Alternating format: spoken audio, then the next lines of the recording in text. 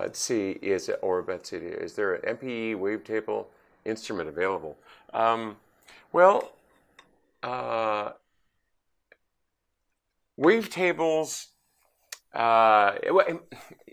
actually, ES2 in Logic is something like a wavetable synthesis because you can take the oscillators, there are 3 of them, and you can modulate the waveforms, in this case using the y-axis control or anything you want, and it actually alters the waveform. And I think that gives you a lot of the effect of continuous control of wavetable synthesis.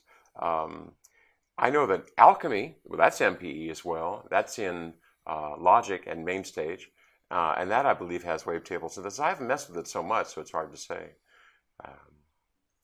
I know that the another very important instrument is the Kima, using the Pacarana hardware from Symbolic Sound. That is MPE compatible, and you can do all kinds of amazing types of synthesis and filtering with that thing. And now it's, let's see, Steve H said now it's only found in prog rock. I'm not sure what that refers to. Could you tell us wavetables?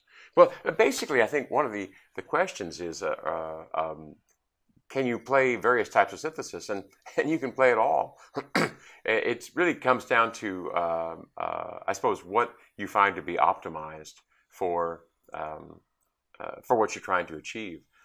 But I think the emphasis will be coming more and more on malleability of the waveform itself. In sampling, with MIDI keyboards, it didn't matter so much because there's not much you can do to the waveform unless you used an external controller, which ties up one of your hands. But for example, in the sculpture sound or in the analog synthesis sound I showed, the y-axis was always able to change the timbre. And I think that's going to become increasingly an important element of synthesis. People won't be using just a straight sawtooth waveform anymore. They're only going to be using waveforms that can have their harmonic structure changed so that you can get different timbres in there. So I think that's probably the key to look for, whether it's wavetable synthesis or modeled analog or FM or samples.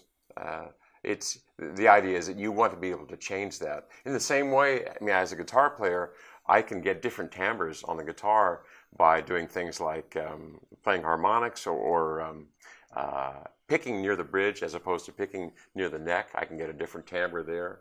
Or there are techniques where you can hold the pick very tightly between 2 fingers and get a harmonic out of it, depending on where you play. So little things like that, where you change the tone. These are among the things that make solos more interesting. If you're a great violinist, like a Christian Tetzlaff or something like that, you can bow near the neck or bow near the bridge, or you can change the angle of the bow. You can change the bowing technique, and it's all these myriad combinations of timbral changes that, in total quality, plus the notes you choose and how you play them with the gestures, make up solos that we think are fascinating and then historical. And so you want to be able to change the timbre as much as possible, and of course perform the gestures. All those gestures like the bends that I was doing or the vibratos, right?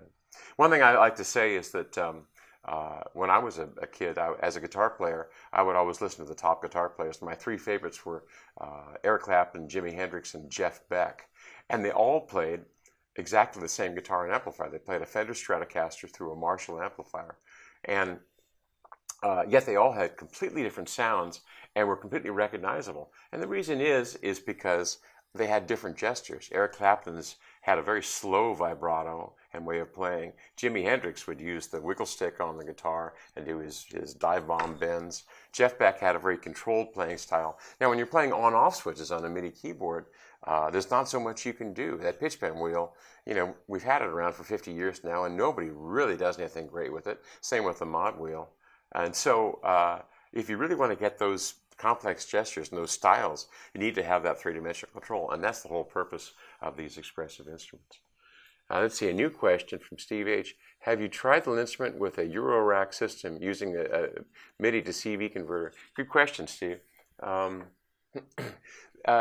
I have a little bit, but LinnStrument's programmer, Garrett Bevan, has, and on my site, if you look under in the videos page and under the tab Garrett's videos, there are some videos he's made there with his analog system. And in fact, we even recommend a certain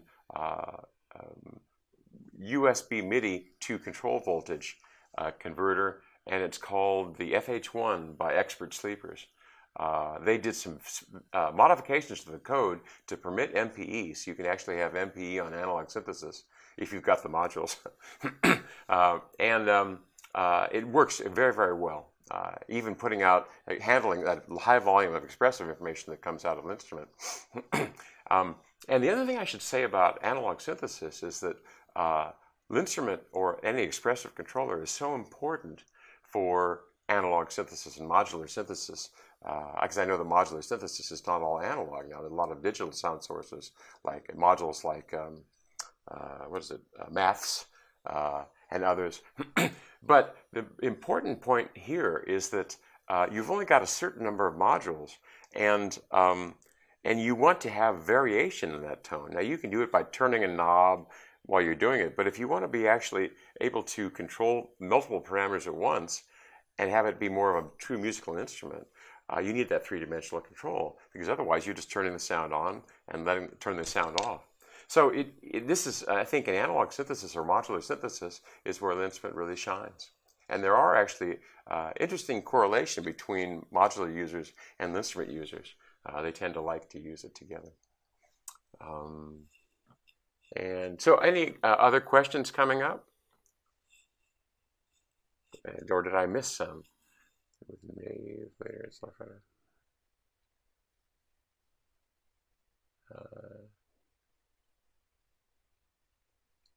I think I got the questions, or if somebody knows I missed one, let me know. I think I got them all. So, oh, and JD, who's the moderator here, I'm not sure when I'm supposed to end. I suppose it's when there's no more questions. So I'll wait around here. Oh, here we go.